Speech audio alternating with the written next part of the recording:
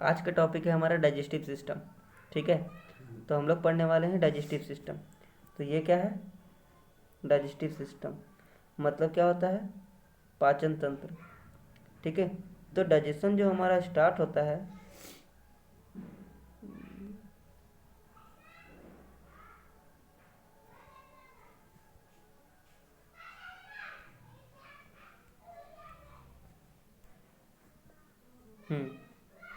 तो digestive system जो हमारा स्टार्ट होता है वो सबसे पहले ब्रेकडाउन ऑफ लार्ज मॉलिक्यूल्स, मतलब कि जितने भी मॉलिक्यूल्स होते हैं उसको छोटे छोटे भाग में तोड़ने का काम करता है, टू अ स्मॉल मसल्स। ठीक है, छोटे छोटे टुकड़ों में तोड़ने का काम करता है।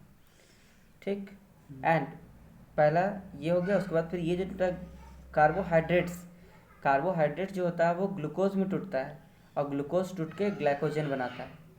ठीक है, और प्रोटीन जो होता है वो पेप्टोन में टूटता है और पेप्टोन को अमीनो एसिड में बदलता है। ठीक, नेक्स्ट हमारा लिपिड्स है। लिपिड्स को हमारा फैटी एसिड में बदलता है और फैटी एसिड को हम लोग ग्लिसरॉल में बदलते हैं। ठीक है, उसके बाद डाइजेस्टिव सिस्टम का जो भाग है हमारा वो दो भाग में बटा है। तो डाइजेस्टिव सिस्टम को हम लोग 2 पार्ट में पढ़ेंगे। पहला ये डाइजेस्टिव सिस्टम जिसको हम लोग 2 भाग में पढ़ने वाले हैं, एक एक्सोक्राइन ग्लैंड और एक एलिमेंट्री कैनाल। ठीक है, तो यहाँ से एक्सोक्राइन ग्लैंड में हमारा कौन कौन सा भाग पढ़ना है और एलिमेंट्री कैनाल में हम लोग को क्या कैसा भाग पढ़ना है, तो हम लोग इस पर डिस्कस करते हैं। सबसे पहले हम लोग डिस्कस कर लेते हैं ये आपका डाइजेस्टिव ग्लैंड में।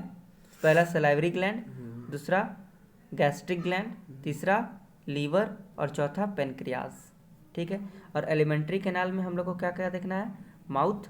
तो माउथ के अंदर दो, एक टीथ के बारे में देखेंगे और एक टंग के बारे में देखेंगे। फूड पाइप, तो माउथ सबसे पहले माउथ देखेंगे। माउथ में हम लोग टीथ के बारे में चर्चा करेंगे और उसी में जीभ के बारे में। ठीक है, और उसके नीचे जब हम लोग खाना खाएं तो खाना का टुकड़ा हमारा कहाँ पर गया? माउथ में। माउथ में पहले च्यूइंग हुआ, टेस्ट एब्जॉर्ब किया, उसके बाद फूड पाइप के अंदर से, जिसको हम लोग ओसोफेगस कहते हैं, उससे हमारा भोजन कहाँ आया? नीचे आया।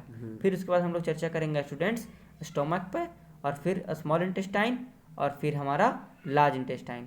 तो ये प्रोसेस हमारा होने वाला है।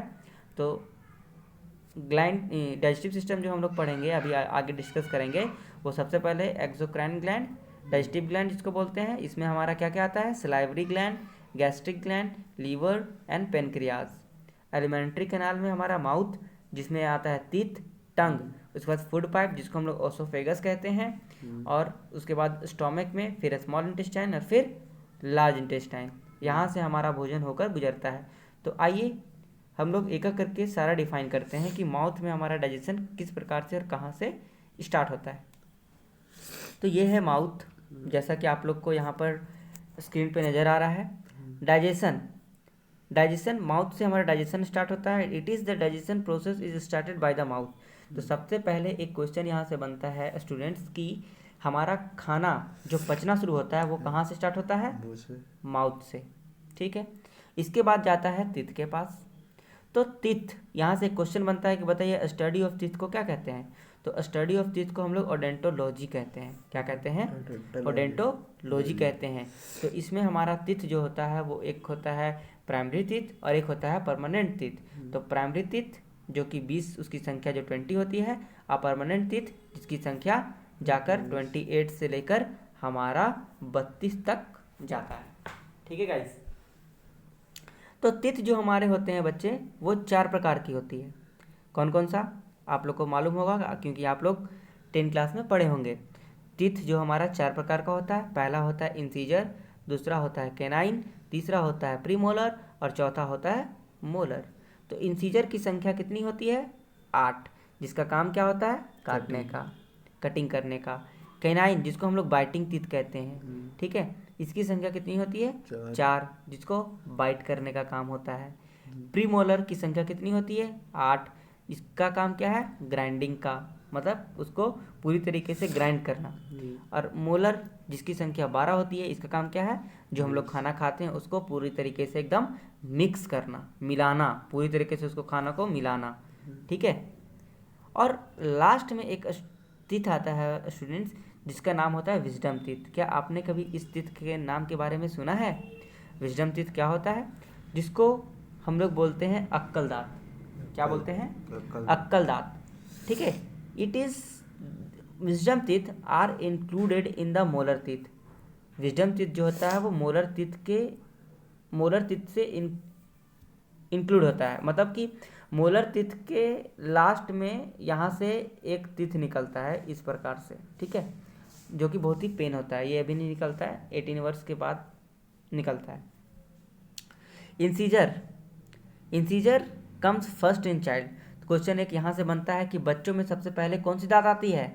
तो आप लोग देखेंगे इंसीजर, जिसको हम लोग काटने का काम करते हैं। इंसीजर मतलब जो आगे में बच्चा का दिखता होगा ना आपको, सबसे पहले इस तरीके से छोटा छोटा पहले 2 गो आता है, इस प्रकार से ऊपर नीचे, ठीक है, इस प्रकार से। Outside teeth of the elephant are incisor. आप लोग देखे होंगे कि एलिफेंट के दांत होते हैं, जो दांत होते हैं वो 2 दांत होते हैं, खाने के अलग और दिखाने के अलग। आप लोग ने ये कहावत सुना होगा। तो आगे जो दांत निकला हुआ है एलिफेंट का, वो इंसीजर है उसका। कौन सा है? इंसीजर, जिसको हम लोग अपर इंसीजर के नाम से जानते हैं, ठीक है। तो अब चलिए हम लोग जब देखते हैं कि दूध का दांत, जिसको हम लोग बोलते हैं दूध का दांत, ठीक है, जो बचपन में निकलता है, टेम्पोररी टीथ जिसको कहते हैं, वो उसकी संख्या कितनी होती है? 20। चलिए 20 कैसे कैसे होती है वो हम लोग डिस्कस करते हैं। 8 होता है इंसीजर। 8 इंसीजर कहने का मतलब 2 2 4 और 4 4 8, मतलब कि 2 ये साइड और 2 ये साइड, 2 2 4, और जस्ट इसी प्रकार से 2 इधर 2 इधर 2 इधर और 2 इधर, टोटल कितने हो गए? 8। तो इंसीजर कितना हो गया? 8। ठीक है, अब आते हैं हम लोग नेक्स्ट कैनाइन के और। तो कैनाइन हमारा कितना होता है? 4। कैनाइन कितने होते हैं? 4 कैनाइन, जो इस प्रकार से, जो शेर के जैसे दांत रहता है हमारा, 2 ऊपर की ओर और 2 नीचे की ओर, जो इस प्रकार से बच्चों निकला होता है, ठीक है, शेर वाला दांत, जिसको हम लोग बोलते हैं कैनाइन। इसका काम है फाड़ना, चीरना, फाड़ना, कैनाइन, ठीक है, और इंसीजर काटना। और उसके जस्ट पीछे जाते हैं तो हमारा आता है मोलर। इसकी संख्या होती है स्टूडेंट्स 8, ठीक है, इनकी संख्या कितनी होती है? 8। 2 ऊपर, 2 ये साइड, 2 लेफ्ट की तरफ, 2 राइट की तरफ, और जस्ट उसी तरीके से 2 2 नीचे, तो टोटल कितने हो गए? 8। तो बच्चों pre molar is absent in the child. Question यहाँ से बनता है कि बताइए बच्चा में कौन सा दांत एब्सेंट होता है? तो प्री मोलर जो होता है वो एब्सेंट होता है, ठीक है स्टूडेंट्स। आई होप आप लोग को यहाँ तक समझ में आया होगा। नेक्स्ट देख लेते हैं हम लोग परमानेंट डेंटल फार्मूला क्या होता है, ठीक है। तो परमानेंट डेंटल फार्मूला क्या होता है ये देखिए, इसको हम लोग बोलते हैं 2 1 2 और 3, ठीक है, 2 1 2 और 3, ये परमानेंट डेंटल फार्मूला होता है। सबकी संख्या 2 2 होती है, ठीक। ये आई का मतलब ये हो गया इंसीजर, और ये सी का मतलब हो गया क्या? कैनाइन, और पी एम का मतलब हो गया प्रीमोलर, और एम का मतलब हो गया मोलर। तो 2 1 2 3, 2 1 2 3, ठीक है, और इसको गुना करेंगे 2 से, 3 2 5 और 1 6 या 2 8, 8 ऊपर 8 नीचे 16, और 16 इंटू 2 इज इक्वल टू 32। तो हम लोग का टोटल जो परमानेंट टीथ होता है वो कितना होता है स्टूडेंट्स? 32, बोले तो 32। तो ये था परमानेंट टीथ। एक बात आप लोग और याद रखेंगे कि अगर परमानेंट टीथ आपका टूटा तो वो दोबारा आने वाला नहीं है, ठीक है, इसलिए लड़ाई झगड़ा में बचा के रखना है अपना दांत। नेक्स्ट हमारा जो आता है वो परमानेंट टेम्पोररी डेंटल फार्मूला क्या होता है, जिसको हम लोग दूध का दांत बोलते हैं, मिल्क टीथ। इसकी जो संख्या होती है वो 2 1 0 2 और 2 1 0 2 होती है। क्यों? क्योंकि बच्चों में कौन सा दांत एब्सेंट रहता है? प्री मोलर एब्सेंट होता है। कौन सा एब्सेंट होता है? प्री मोलर एब्सेंट होता है, ठीक है। 2 1 0 2, 2 होता है इंसीजर, 1 होता है कैनाइन, और मोलर प्री मोलर तो होता नहीं है, और 2 होता है मोलर। इसकी संख्या 2 2 4 और 1 5, 5 दूनी 10, और 10 गुने 2 इज इक्वल टू कितने? 20। तो बच्चों में कितनी होती है टीथ? 20 होती है। आइए आगे बढ़ते हैं। अब हम लोग डिस्कस करते हैं स्ट्रक्चर ऑफ टीथ के बारे में, ठीक है। तो upper part of the teeth. Teeth का जो ऊपर का जो भाग होता है, upper part of the teeth is known as dentin. क्या बोलते हैं इसको? Dentin. And dentin is the made up a CaCO3 calcium carbonate. CaCO3 ये हमारा जो डेंटिन जो बना होता है वो किसका बना होता है? कैल्शियम कार्बोनेट का। ठीक है। एंड इनामिल का, दो चीज़ों से बनती है डेंटिन हमारा। एक तो होता है कैल्शियम कार्बोनेट और दूसरा enamel. Enamel is the hardest part of human body. Question एक यहाँ से बनता है स्टूडेंट्स कि हमारे बॉडी का सबसे मजबूत पार्ट कौन सा है, तो आप लोग बोलेंगे इनामिल। ठीक है, जिसमें पानी की परसेंटेज कितनी होती है? 0% होती है। ठीक है। Lower part of teeth is known as root part. और टीथ के जो नीचे वाला भाग जो होता है उसको हम लोग रूट पार्ट कहते हैं। जड़, रूट मतलब जड़, उसका भाग होता है root part. That is made up of muscles, जो किससे बनी होती है? मसल से बनी होती है। ठीक है। ये आपका दांत का थोड़ा सा मैं प्रयास किया हूँ बनाने का। That is dentin. ठीक है। एंड ये इज गम, जिसको हम लोग रूट पार्ट कहते हैं। चलिए नेक्स्ट हम लोग आते हैं, दांत के बारे में चर्चा कर लिए। अब हमारा आता है टंग के बारे में, जिसको हम लोग बोलते हैं जीभ। क्या बोलते हैं? जीभ बोलते हैं। तो tongue is a muscular organ. Tongue क्या है? एक प्रकार का हमारा मस्कुलर ऑर्गन है। ठीक है। And tongue is a sensory organ. Tongue हमारा सेंसरी ऑर्गन भी है। इसमें बहुत सारे सेंस वगैरह को हम लोग ऑर्गन करते हैं, ऑब्जर्व करते हैं। जैसे हमारा जो टेस्टिंग बर्ड जो होता है वो लगभग हम लोग के जीभ में कितना टेस्ट हम लोग पता कर सकते हैं? 1500 से लेकर 1500 हम लोग टेस्ट को ऑब्जर्व करते हैं। लेकिन मुख्य रूप से हम लोग 5 ऑब्जर्व करते हैं। कौन कौन? स्वीट का, साल्ट का, सावर का, बिटर मीन्स कड़वा, और ऑनियन और गार्लिक का। तो स्वीट कहाँ पे लगता है? ये जीभ के आगे वाला भाग, आप लोग अपने जीभ में देखेंगे। साल्ट कहाँ होता है? तो जीभ के साइड वाले भाग। और सावर कहाँ होता है? एकदम बीच वाला भाग। और बिटर कहाँ होता है? बीच के जस्ट पीछे वाला भाग। और ऑनियन और गार्लिक जब हम लोग खाते हैं तो वो एकदम लास्ट में हम लोग का फ्लेवर समझ में आता है कि that is onion and that is garlic. Garlic means लहसुन। ठीक है। आगे अब आते हैं हम लोग माउथ कैविटी की तरफ। तो माउथ कैविटी से हमारा salivary gland, and salivary gland जो होती है वो उसकी जो पीएच वैल्यू होती है वो 6.8 होती है, जिसमें वाटर की परसेंटेज 95% होती है। ठीक है। एंड 5% हमारा ग्लैंड जो होता है जिसमें हमारा सलेवरी, एमाइलेज, ठीक है, पैप्सिन, एमाइलेज ये सब पाया जाता है। और 70% हमारा कार्बोहाइड्रेट 70% से ग्लूकोज में भी बदलता है। ठीक है। चलो तो हम लोग यहाँ तक चर्चा कर लिए। हम लोग स्टार्ट करें डाइजेस्टिव सिस्टम। तो डाइजेस्टिव सिस्टम हम लोग एक बार रिव्यू करवा देते हैं आप लोग के लिए। डाइजेस्टिव सिस्टम हम लोग मुंह से स्टार्ट किए। ठीक है। खाना जो हमारा पचना स्टार्ट हुआ मुंह से ही स्टार्ट हुआ। तो मुंह से जब स्टार्ट हुआ तो हमारे मुंह में कई प्रकार के ग्लैंड्स वगैरह पाए गए, जिसमें लार भी आया। लार में हमारा पाया जाता है 3 प्रकार का ग्लैंड। ठीक है, वो हम लोग आगे डिस्कस करेंगे।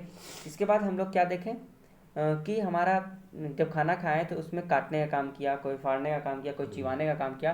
तो हम लोग टोटली डिस्कस किए किसके बारे में? टीथ के बारे में। तो टीथ के बारे में हम पूरा डिस्कस कर दिए आप लोग को। आई होप समझ में आया होगा। ठीक है। उसके बाद जैसे ही खाना वाना खा लिए, सब कुछ वहाँ तक पच गया, और पचने के बाद हमारा खाना जो है वो अंदर की ओर आ रहा है। किसके माध्यम से? ओसोफेगस के माध्यम से। ठीक है। जिसकी लंबाई जो होती है वो 25 सेंटीमीटर की लंबाई होती है ओसोफेगस की। कितनी होती है लंबाई? 25 सेंटीमीटर होती है। ये रहा आपका ओसोफेगस का छोटा सा एक चित्र। और लंबाई 25 centimetre. It is the transfer digested food and undigested food from mouth to stomach. ये जो ओसोफेगस है, ठीक है, ये क्या करता है? इसका काम क्या है कि ये जितना भी हमारे भोजन जो हम लोग पचाते हैं और जो नहीं भी पच पाता है कुछ उसको हमारे माउथ से लेकर स्टोमक तक ले जाने का काम करता है ये ओसोफेगस। एक यहाँ पे माउथ के पास नीचे में यहाँ पे आप लोग को एक स्विच नज़र आ रहा है, जैसा कि आपको फिगर में दिखाया गया है। ये स्विच जो है इसे हम लोग एपिग्लोटिस कहते हैं। एपिग्लोटिस, और हिंदी में बोलते हैं इसको कपाट। स्टूडेंट्स, ये क्या है कि जब हम लोग खाना खाते हैं या फिर कभी कभी हम लोग पानी पीते हैं, ठीक है, तो खाना खाने के बाद कभी कभी आप लोग ये भी मेज़र किए होंगे कि खाना खाने के दौरान कभी कभी हम लोग को हिचकियाँ आ जाती है, तो हम लोग पानी पीते हैं तो वो ठीक हो जाती है। ऐसा इसलिए होता है कि आप लोग तो कहावत की तरफ चलते हैं, तो कुछ लोग कहते हैं कि कोई याद कर रहा है तो हिचकियाँ आ रही है, ये गलत है। ठीक है, ऐसा कुछ नहीं होता, ये सब साइंस रीज़न है, आप लोग इस सब में ना फंसें। ऐसा ये होता है, इसलिए होता है क्योंकि जैसे कि जब हम लोग कभी खाना खाते हैं, तो खाना खाते वक्त हम लोग कुछ ऐसा चीज़ों के बारे में इमेजिन करने लगते हैं, सोचने लगते हैं, जिसमें हमारा जो ब्रेन है, जिसमें हमारा नियंत्रण वगैरह जो करता है, जिसका नाम है सेरिबेलम, वो पूरी तरीके से हमारे चीज़ों को हैंडल करता है। तो उसका काम क्या है, वो सेंस वगैरह को बताना और जो चीज़ सही जगह पे जाना है उसके जगह पे उसको इंडिकेट करना है। तो हम लोग जब खाना खाते हैं तो यहाँ से 2 पाइप गया है, आप लोग को नज़र आ रहा होगा। एक पाइप का नाम है फूड पाइप और एक पाइप का नाम है एयर पाइप। तो यहीं से हम लोग का हवा भी अंदर आती है, जिसका जो आगे आके हमारा फेफड़े की तरफ चली जाती है, और यहीं से हमारा भोजन भी अंदर आता है, जो हम लोग के स्टोमक की तरफ लेकर जाता है। तो जब हम लोग का ये कपाट खुलता है, स्विच खुलता है, तो यहाँ से कभी कभी हिचकियाँ इसलिए आती है कि ये खाना की तरफ वाली नली में ना होकर ये इधर की ओर जाने की कोशिश करती है। क्यों? क्योंकि उस समय हमारा सेरिबेलम कुछ और सोचता है और इसको इंडिकेशन नहीं दे पाता है कि ये हम लोग खाना खा रहे हैं, ये भोजन, इसको भोजन की तरफ जाना है। ठीक है, और इस कारण से हम लोग को हिचकियाँ आती है, तो हम लोग पानी पीते हैं तो वो हमारा सीधा डायरेक्टली अंदर आ जाता है और ये हिचकियाँ वगैरह हमारा फिर ठीक हो जाती है। ठीक है, तो ये वाला लाइन आपका ओसोफेगस, और ये आपका एयर पाइप जिसको हम लोग बोलते हैं ट्रैचिया, और इधर से हमारा एयर की तरफ, एयर जो आता है वो लंग्स की तरफ, और इधर से हमारा जो भोजन आता है वो हो स्टोमक की तरफ। क्लियर है गाइस? आगे बढ़ते हैं। नेक्स्ट हमारा है डाइजेशन इन स्टोमक। तो स्टोमक में हमारा डाइजेशन किस प्रकार से होता है? ठीक है, तो स्टोमक में डाइजेशन जो हमारा होता है वो सबसे पहले HCl, जिसको हम लोग कहते हैं हाइड्रोक्लोरिक एसिड। तो इसका बहुत मुख्य वर्क है, बहुत मुख्य कार्य है हमारे भोजन को पचाने का।